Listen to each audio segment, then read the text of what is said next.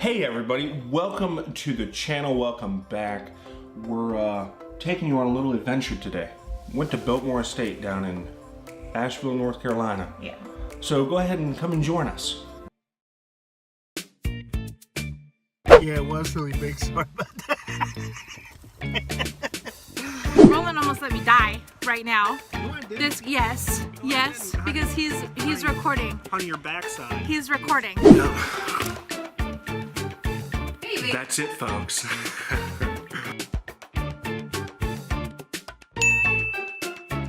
So without further ado, let's just jump right in.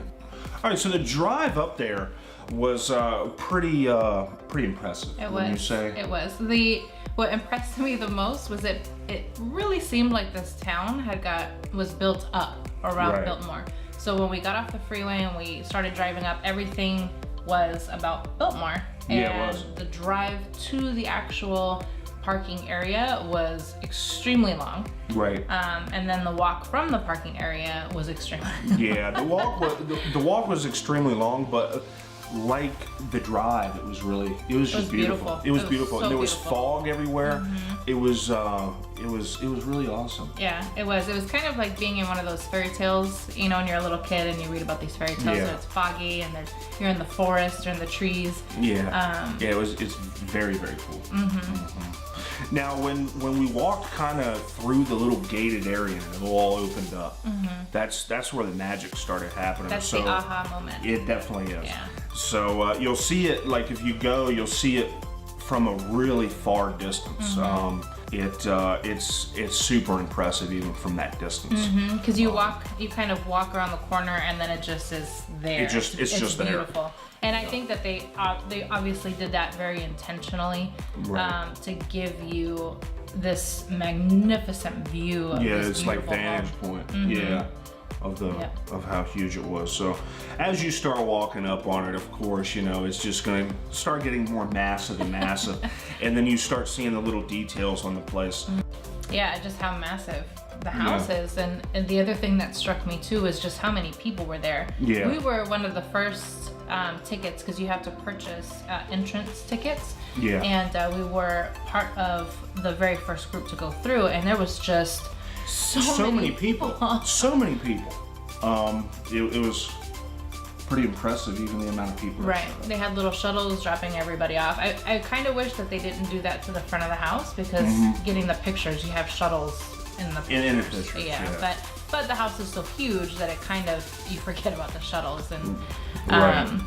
so even though we were part of that first group, like I was just saying, there was still a long line of people. So instead of waiting in that long line, Roland and I noticed that the gardens were right to the left-hand side. Yep. So we decided to kind of take a peek, especially with the fog sitting the way that it was sitting in the valley. It was just amazing. The views were amazing.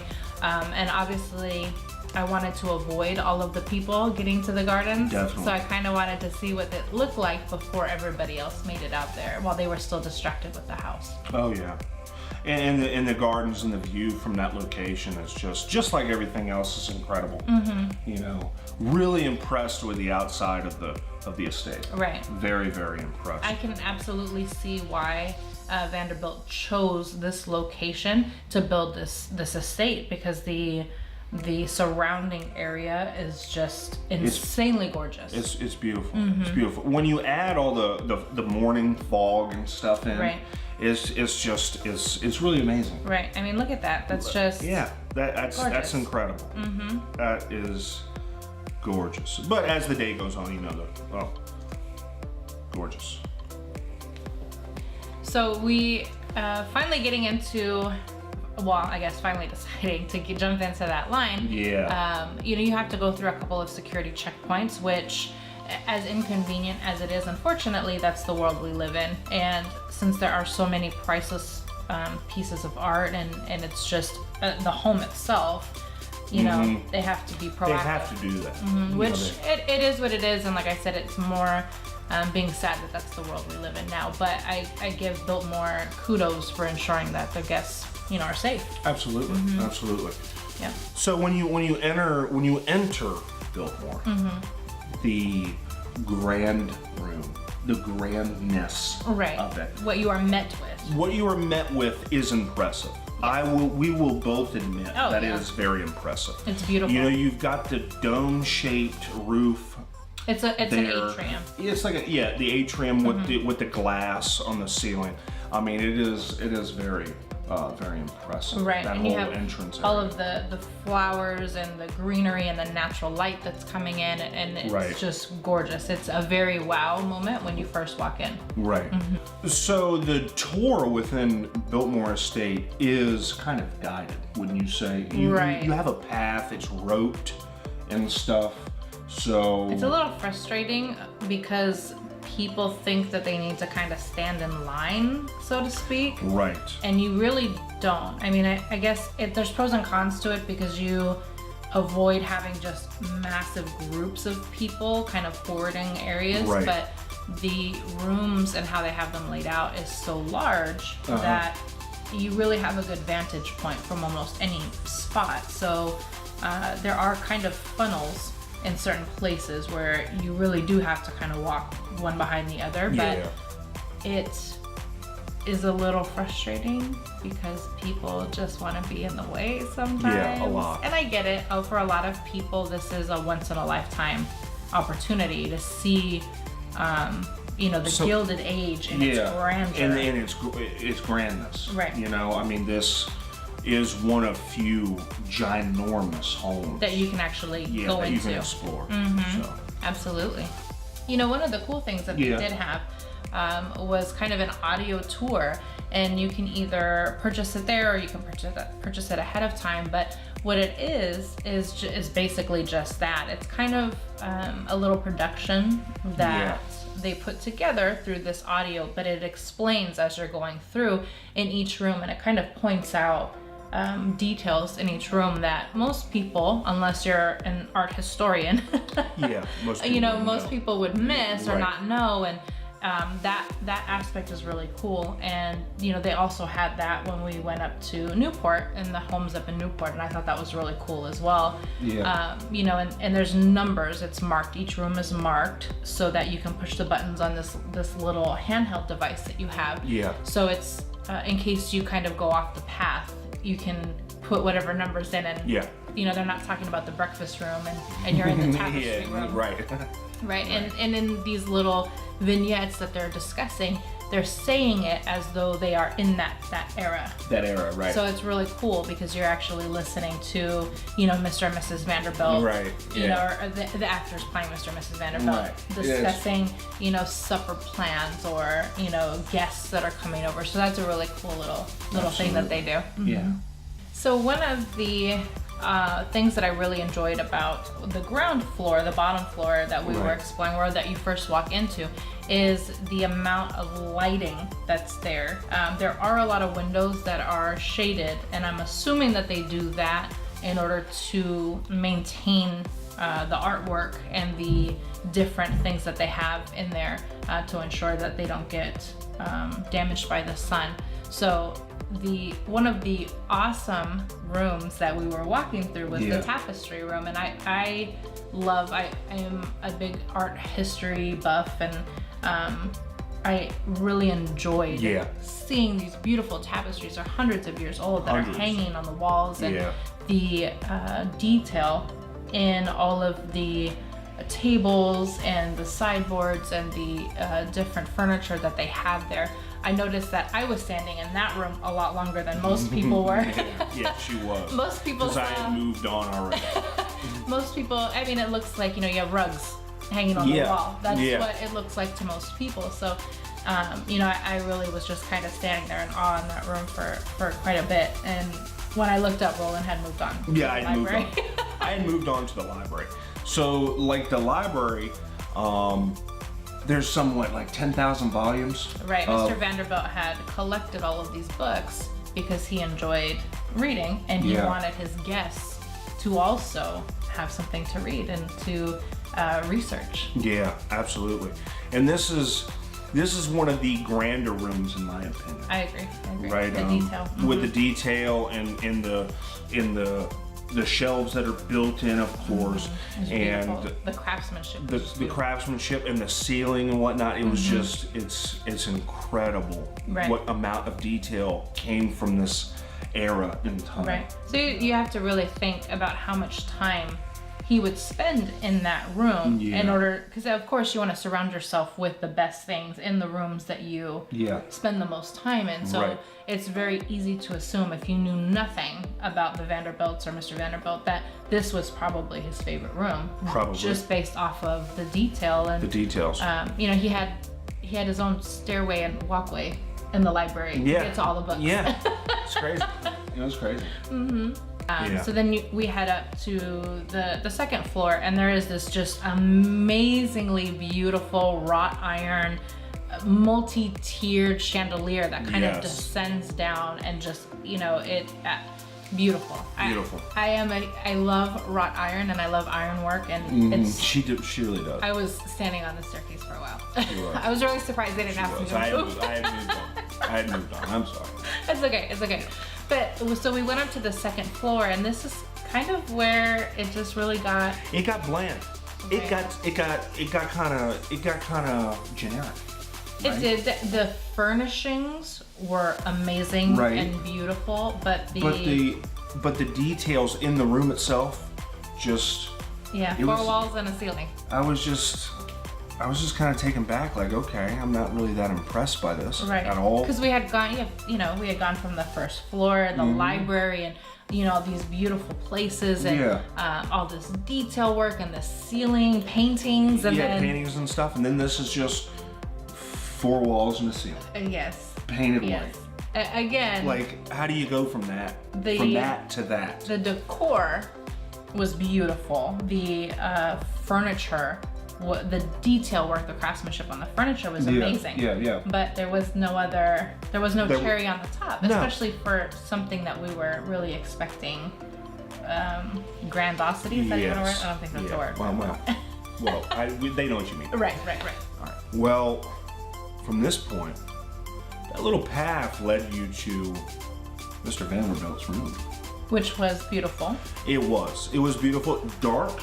Again, but really, it was really awesome. Really small bed. Yes, I noticed that. Short. Tiny, very short. Yeah. Like for somebody that's like 4 feet tall. Right. But his room was significant. You know, the detail, like on his table, they had a hat rest, and I thought it was cool. and his fireplace and stuff like that. Yes. It was all really nice. They had a really nice play on light in there, because they obviously made it dark on purpose to kind of foreshadow Mr. Vanderbilt's kind of the mannequin and stuff like that. They had a team go through, and all of the, well, not all of the rooms, but quite a few of the rooms had one of the Vanderbilts or a guest in period attire. They were recreations. Obviously, clothing is extremely delicate, so those are not the original clothing items, but those are recreations that were done, which I thought was really neat, and it added an extra layer to your experience there in the house, because you got to see what the period dress was, what their hair would look like, and like Roland was saying, with the lighting, it kind of gave you the shadows on the wall, and I thought that was I thought it was really cool too. So, honey, where did the path lead you to next? After Mr. Vanderbilt's room? Yes. Into Mrs. Vanderbilt's room? Mrs. Vanderbilt's room, huh? Talk about that. I'm kind of torn a little bit about having separate bedrooms, but I can understand. I can. I can understand having your own space. I can understand too. But in my opinion, with this room, real quick, hon, I know you're going to explain this, but to me, this was a nicer room. I think it was more appealing, like visually. Right. What do you think? You could see the difference, the masculine and the feminine. Yeah. From his room, everything was very dark, heavy wood. I'm by no means am I an expert on wood, but I like a cherry wood or something. It's something like that. I'm not either. So everything was very dark. The draperies were dark colors. And then you go into her room, and it's a lot brighter, and it's a lot lighter. Yes. But prior to going upstairs, make sure when you go to the Biltmore Estate, do not bring selfie sticks or extension sticks, because this is kind of what can happen. Yes. You need to remove your camera from that stick. We don't allow extended things in the house, no selfie sticks. I can't do it like this? Yeah, but you're extending it, so just don't extend it out. Okay. Just hold it in your hand. All right. Hi there. So I understand where they Right. were coming from. Right. 'Cause Okay, there's they're doing their priceless job. artifacts And that there are in is. there. There's priceless stuff in there. If I was to extend this stick and then hit something with it, you know, oh my goodness. Knock a vase over, holy knock moly. something over, Right. I get it. Or, you Or know, hit somebody. Yeah, swinging around, hit you in the head. Right. I get it. But I get it. It's not a big deal. But don't bring a selfie stick.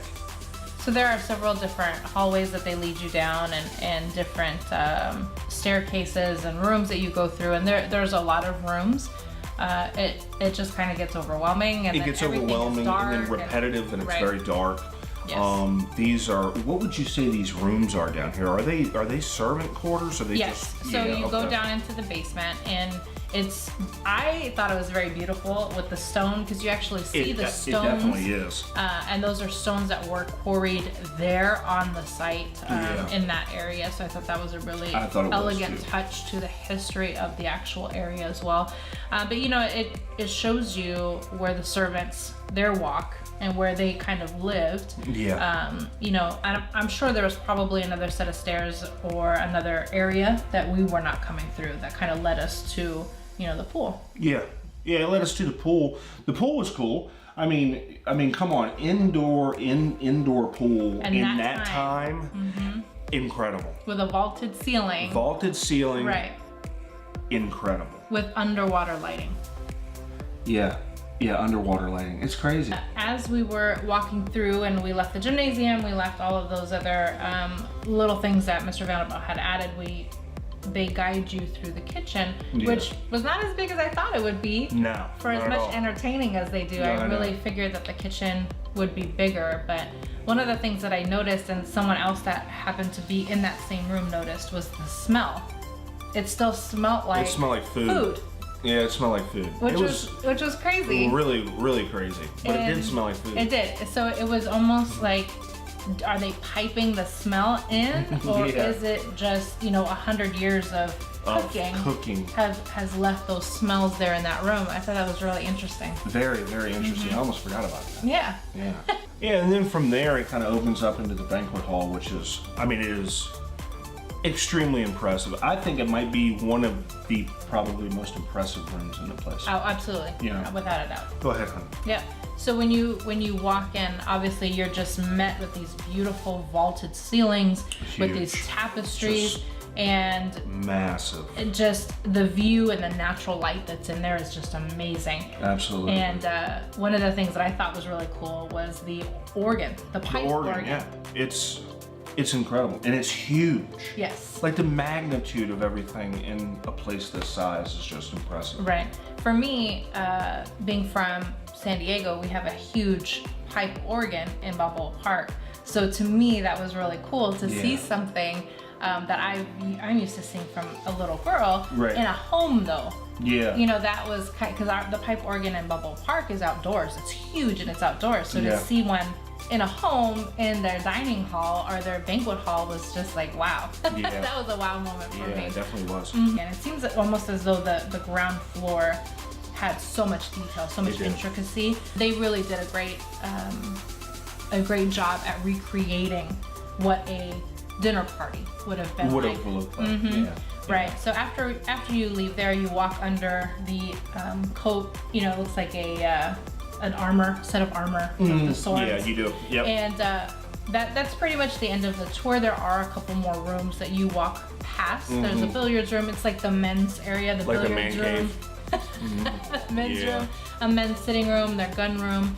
And that's pretty much it for the interior of the house. And then it leads you out into like another courtyard area. Right. You have the option to go. They have their little gift shop and things, or you Yeah. can go back towards the gardens. Gardens, where right. we had initially were kind of peeking at the beginning. Yeah, yeah. You walk down towards the gardens. They have a greenhouse, and Raina here actually went into the greenhouse, took a lot of photos of the beautiful flowers that were in there. I love color, and I love all of the blooms that they had in there. And one of the things that I had read about Biltmore was that they ensured that no matter what season, something was in bloom. And I thought that that was really awesome to bring that to their guests. Absolutely. That there was always something to see. And that it didn't matter what season. Obviously, we're visiting in the winter time, so most of the florals outside were not blooming, but inside the conservatory, it was just alive with color. It was beautiful. It was warm, and it very was warm. humid. That's why I didn't go in there. I went in there and then left within 10 minutes. Right. Yeah. And they have different wings within this conservatory, and they have so they have different climates in there as well. They have tropical florals in there, and they have temperate florals, and it was just, I could have spent hours and hours. I think I could have spent more time in there than I did in the house. She could have. Definitely. It was beautiful in there, and they had a cute little train set up where this train kind of went around these homes. They had, I don't even really know what these were built out of. I don't know either. It looks like a wax or like trees with wax. I'm not sure. They were natural. Yeah. And they were these home sculptures, and there was a little train that was kind of going. It was a very cute little scene that they had built within the florals in the greenery. Yeah. So from there, you had the option of going to like the winery or like the farm and stuff, because the property itself is huge, ginormous. Oh my gosh. I think from the Biltmore actual home to the winery is something like 4 miles away. 4 or 5 miles. 4 or 5 miles. So Right. you got to drive there, take the shuttle there, or whatever you want. But when we got to the winery, that was kind of cool. That was really cool. So it's like a little, kind of like a little village, I guess, that they have set up, where they have the hotel and the winery. And when you go into the winery, you kind of take a mini tour. You take a little tour. So it's another little tour, like a little history of how it started. And, Right. And because it wasn't started by the original owner of the home. It was started by his grandson. His grandson actually had the vision for wineries, for grapes, and to bottle the wine, and so that's where it actually started at. Yeah, and then so they've got like old, like original Vanderbilt. The first bottles that were there. It's very, very cool. You take that little tour and then you go up, and actually what we did was they have an actual like tasting and stuff like that. Right. So we went and did that. Yeah. Has a little plate of cheese and crackers and stuff. And then that was very cool too. It was very cool. So all in all, I think that our trip was awesome. It was definitely something that I highly recommend that you do if you haven't. If you have the means to do it, you should definitely go take a look at it, because the total experience was amazing. The total experience was great. Right. I kind of wish that we would have went a little bit later in spring when all of the flowers were blooming, because from the pictures that I've seen, it looks amazing. Amazing. Amazing. That's my word. Amazing. Yeah. The florals outside are just gorgeous. But like I said, there's things blooming in the conservatory at any time. Any time of the year. Plus, there's all of these other things like the winery, and there's a little barnyard, and there's you can touch the animals and things like that. Yeah, they got little goats and stuff over there. It's so cute. Yeah, so the total experience is fantastic, and I highly encourage it. And all of it's included in the price of their ticket, so you're not purchasing extra things. Yeah. But yeah, we had a great time. We had a great time. I'm going to throw in something that I'm a little bit passionate about that Raina might not be. Me and Raina, we went to Rhode Island to see the other Vanderbilt homes, right? Yes. And I included a little video here on the comparison between the Breakers and Biltmore. Biltmore is way more grand. From exterior and rooms and whatnot, it's a lot more grand. Right. But the interior detail and attention to detail is on a whole different level at the Breakers as opposed to Biltmore. Right. That's all I wanted to really say about that. I was way more impressed with the New England estates rather than Biltmore itself, even though Biltmore is so much bigger. Right. They're all beautiful. They all have their own detail that's beautiful to that estate. Yeah. The views, obviously, at the breakers are At the overlooking breakers, the ocean. It's on the ocean. It's on the ocean. It's you know? amazing. It's amazing. Right. Whenever I think about that, it really is amazing. But you can form your own opinion. Some people yeah. might find that Biltmore is superior to the other ones, and that's fine. That was just our opinion. Yeah, and it's just a comparison to show you just the differences, and that entire age, you know, is the Gilded Age in America. So it was just grandiosity, Yes. and you know, huge and large and just magnanimous and beautiful. Yeah. And, you know, we just kind of wanted to bring you along with our little adventure. A little adventure. Yeah. We appreciate that kind of era.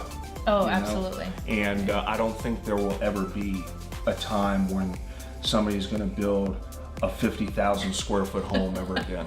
You know? No, there's It's- just no at least- place for it anymore. No, I don't think so at all. Yep. So, like Raina said, that's our adventure. Yeah. And I hope you enjoyed it. If you haven't been, make sure you go.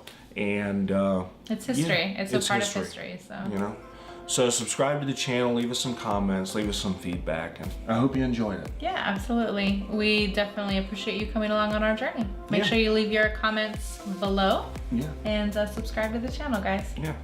Take care, guys. Bye. See ya.